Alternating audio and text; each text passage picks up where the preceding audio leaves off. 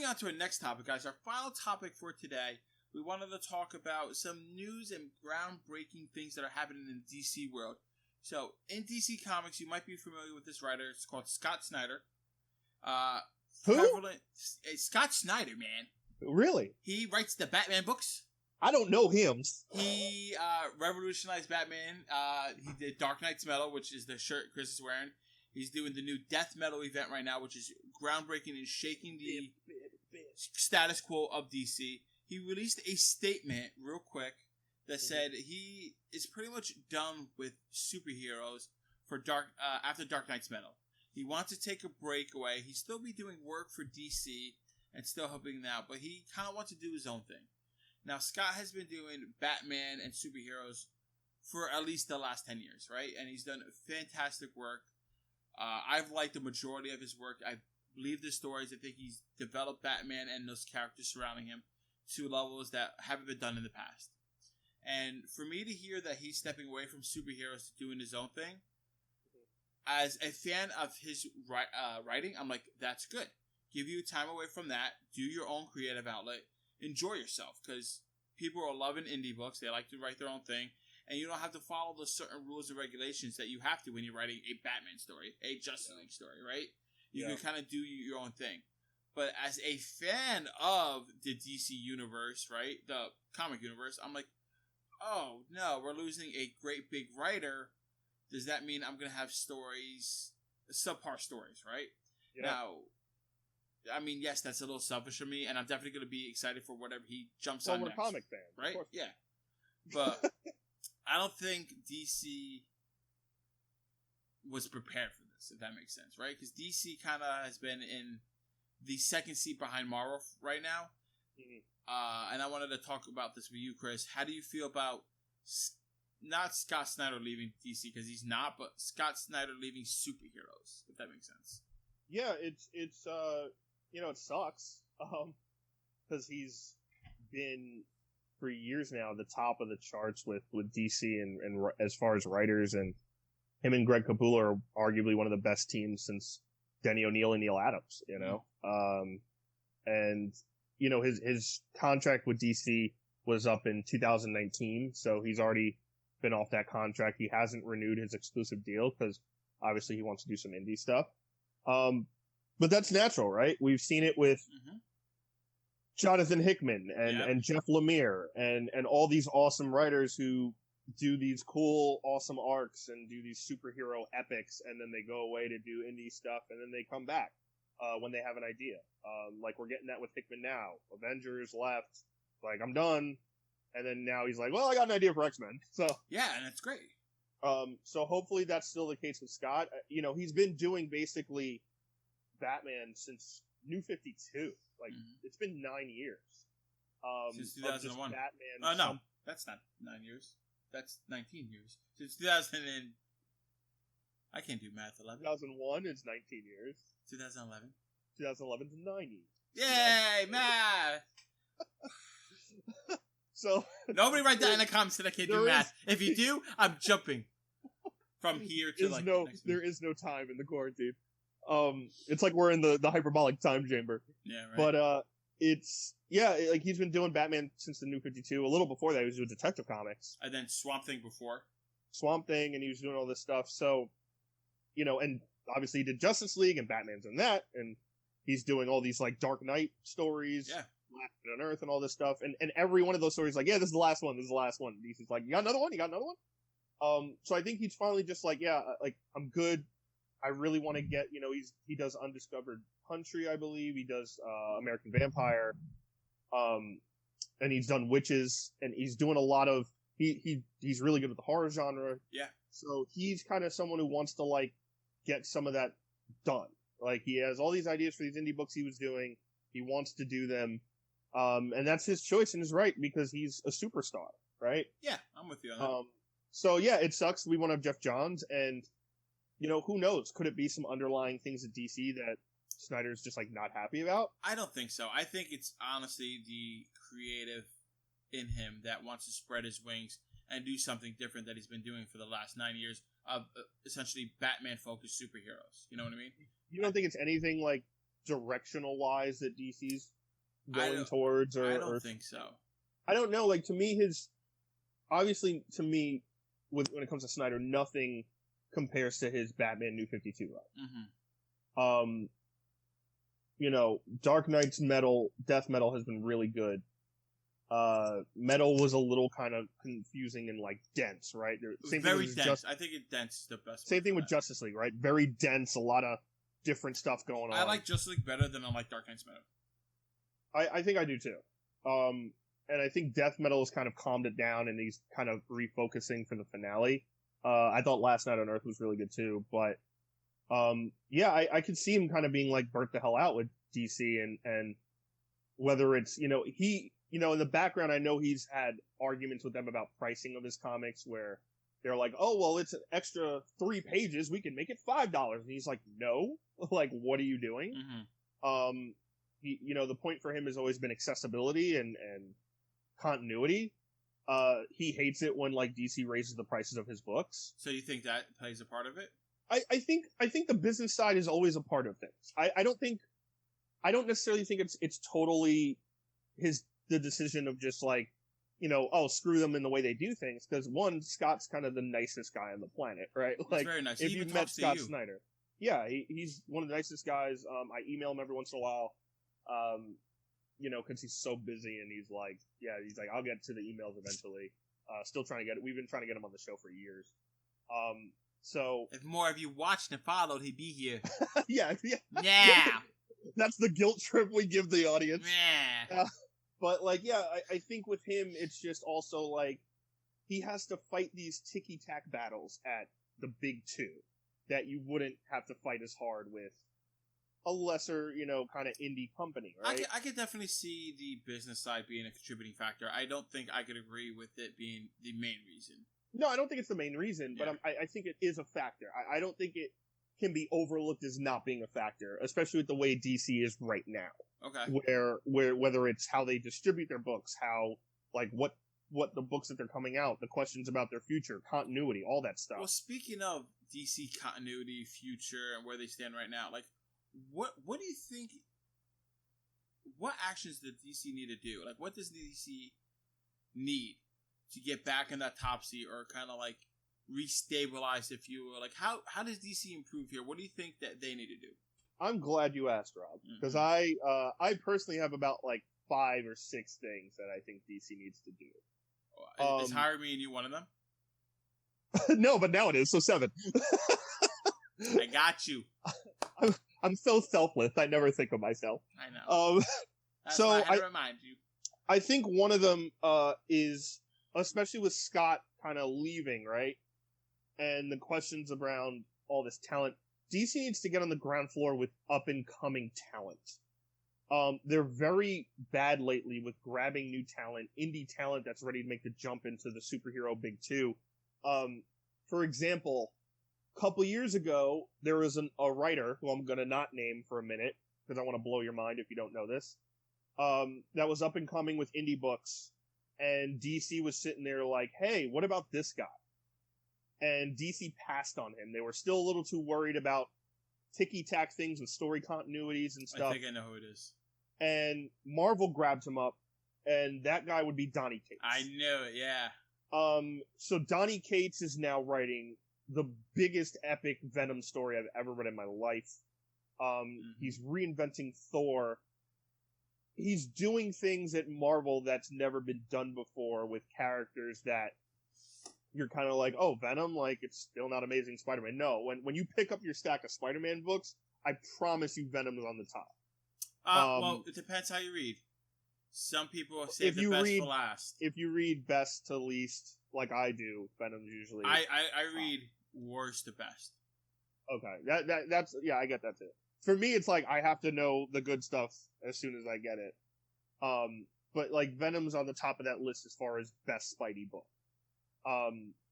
So, they passed a guy like Donny Cates. They got Josh Williamson a couple years ago, who was kind of in the DC family already. Still good, though. Still great. But I think in all, one of them is just, you gotta get young, good talent who breaks through like that. They don't take many chances. Another thing is, they got to figure out what the hell they're doing with Green Lantern. And this is a little more very specific, but they have to remember that their company isn't just made of Superman, Batman, Wonder Woman, and Harley Quinn. And more so Harley Quinn than Wonder Woman right now, because everything's Joker and Harley Quinn and Punchline and across the board, whether it's DC Black Label or not. Mm-hmm. You have Green Lantern Earth 1 Volume 2 coming out soon. Terrible marketing on that. There's too many Green Lanterns from Earth. There's like 18. There's whatever they're letting Grant Morrison do with Hal Jordan. And I get it, like Grant Morrison's a name. But as we've seen with Bendis, sometimes a name isn't everything. Yeah, I dropped the Grant Morrison Green Lantern. I wasn't enjoying it. It was too weird. It's so convoluted and weird. I agree with you. Like, they need to refocus essentially on elevating other big name characters. Because Green Lantern is a huge name character. They need to bring him up. He's a Justice League member, whether it's Jon Stewart, Hal Jordan. He's, the Green Lantern, whether it's he or she. Even that Green Lanterns book with Jessica Cruz and Simon Baz was pretty good. And you had Rob Vendetti. That ended, right? That ended. Rob Vendetti did an awesome Hal Jordan Green Lantern Corps book. And then Grant Morrison took it and made it the way Grant Morrison does, very weird and psychedelic. He should have his own weird book of it, and then we should have a core Green Lantern book that people actually want to pick up. Like Flash, I think is great, right? Like Flash is good. Like, and Williamson's leaving that soon, so they got to make sure that stays up too, and up. But that's like, it's a good book. It's not on the tier of what Batman is, right? But like, it's still another staple in like the DC reading order because it's so good. And Green Lantern fell hard by the wayside. Like, I think they need to do what kind of like Marvel's done and elevate some of these lower characters and bring them up to that second tier. And also make them relevant to today. Yeah. Right? Like, they're space cops. Cops are in the news 24/7. I see an obvious put that in the story book, with them. And, like, you kind of... Grant Morrison touched up on it a little bit from one of the books I was reading. How, like, aliens view the Green Lanterns. Yeah. But, like, and then he went crazy with it. And, like, he did, like, some weird... And it gets confusing and Grant Morrison-y. And, everything post, like... It seems like Superman is weird on it. Superman is weird. Anyway, but yeah, like get it back to what it was, right? Like the way Denny O'Neil used to do it with the societal issues and Green Lantern. Maybe bring back the Green Lantern Green Arrow series. Ooh, bring back something cool, something relevant and make Green Lantern a household name again, especially if they're going to eventually promote it throughout, movies and TV. The HBO Max series, which we don't know what's happening. So, especially with the way cops are. Hal Jordan being the number one Green Lantern.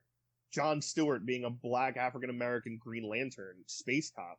That's stuff that's relevant in society. That's stuff that people want to read if you tell the story. And then you could also have them like, they have to deal with the Green Lanterns who abuse their power, right? And then they have all that. Like Green Lanterns... And always have Kilowog, and you're fun. Yes.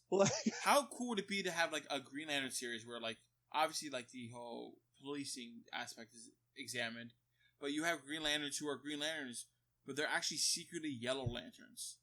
And they show off as green, and they do these bad things, but in true to their heart, they're Yellow Lanterns because they... That could be a part of the, like, ultraviolet spectrum stuff they never went too far into. Right? Like, you could be a hybrid lantern. Like, you show off one color, but really you're another color because you tapped into this ultraviolet spectrum that got released from this whole era. You see? Or bring back DC.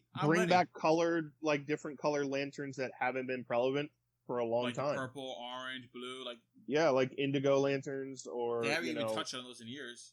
The white lanterns, the death lanterns. Here's obviously, another the black thing lanterns. that I think DC needs to do: the distribution of their comics. That was my number one, which I was saving. Oh, sorry. Yeah, but that's just me. I mean, we can talk about it. But before that, I think the next tier would be obviously after Green Lantern, bringing those like, hey, realizing that your main core team isn't just Superman and Batman and Wonder Woman. You also need to bring Superman back to prevalence. That's what I think all you have to do with that is get Bendis off it and put a better writer on it.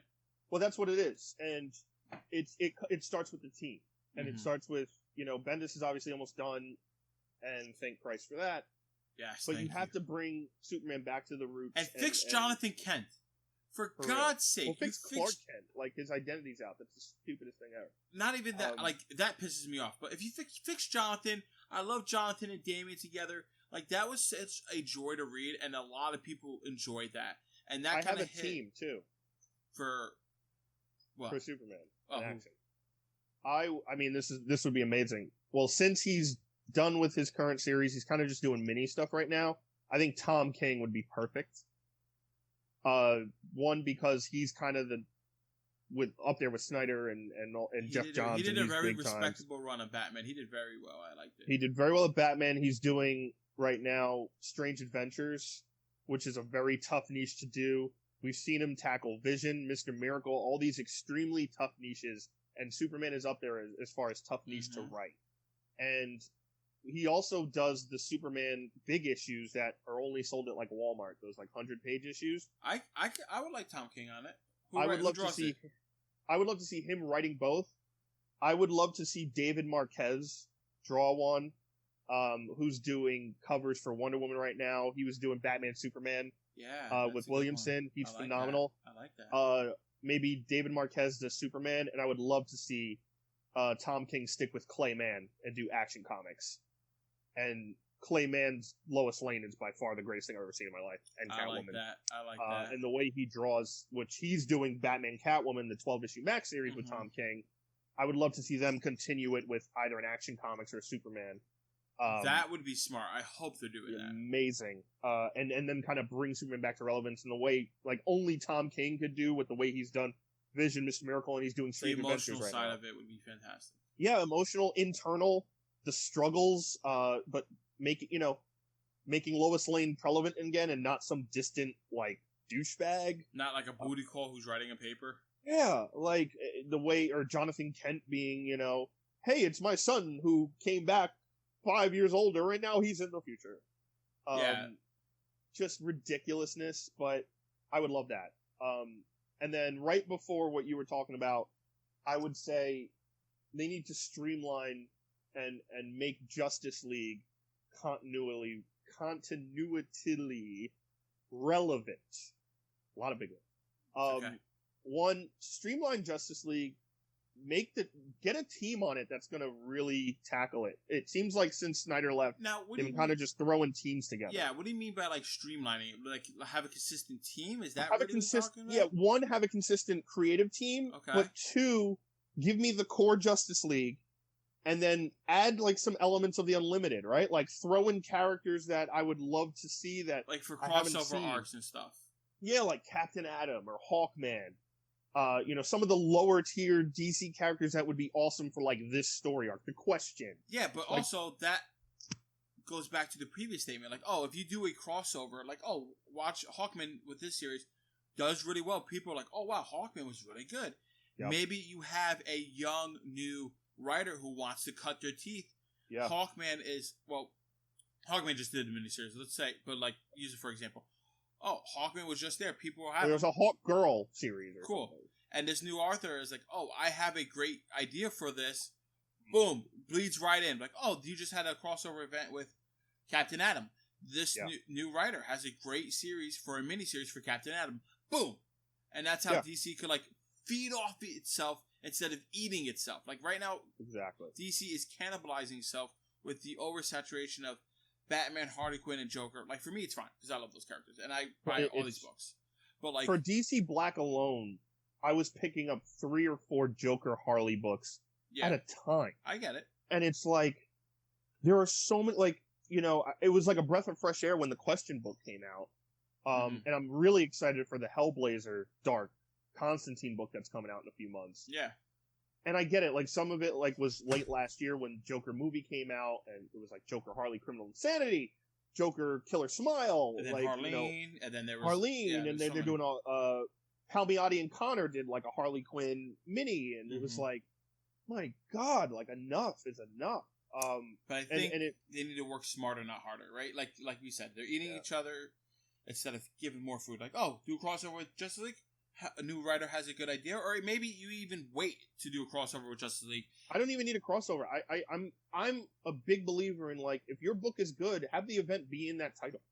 I'm not talking about event only. I'm talking about just leave it in the title. I'm not saying events. Like, leave it in the title. Like, Justice League is the easiest book to leave stuff in the title because they have to deal with the biggest stuff regardless. Like, Justice League should always be an event, right? You know what I mean? Like, we're building up to an event because they are the event book.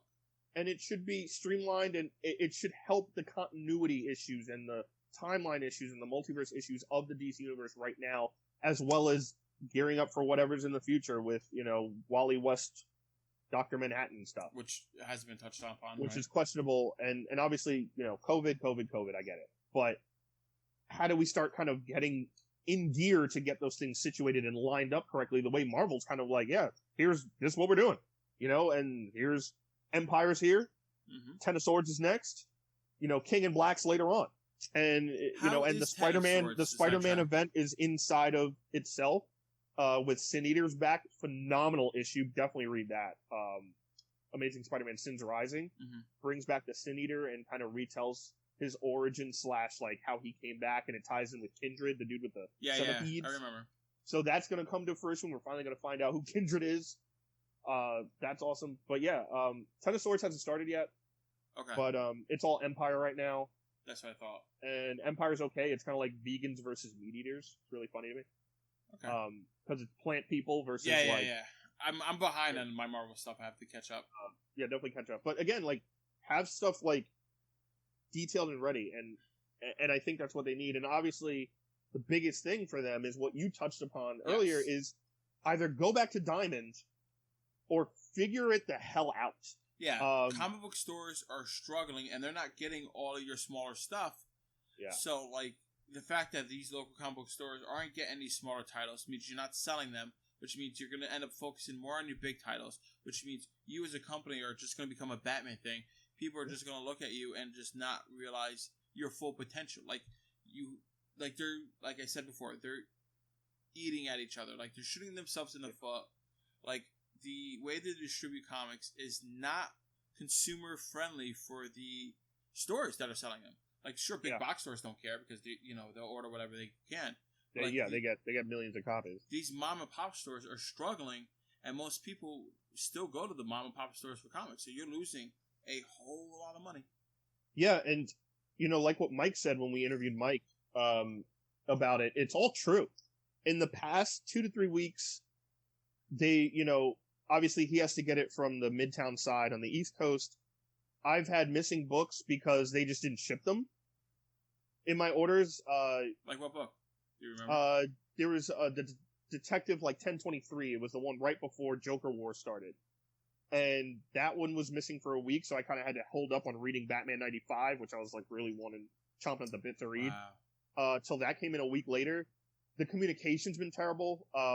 It took him, they didn't send Shazam last week or 2 weeks ago, and I'm still waiting for Shazam, and it took him 4 phone calls, 5 emails, like 3.5 days just to get them to confirm that they're resending it.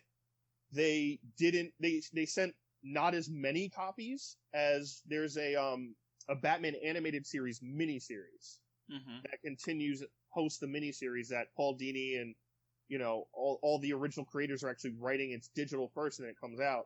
So the second issue of that didn't really get to Mike's shop, and I had to order it online. So I ended up with shipping spending $8 on a $4 book. Wow.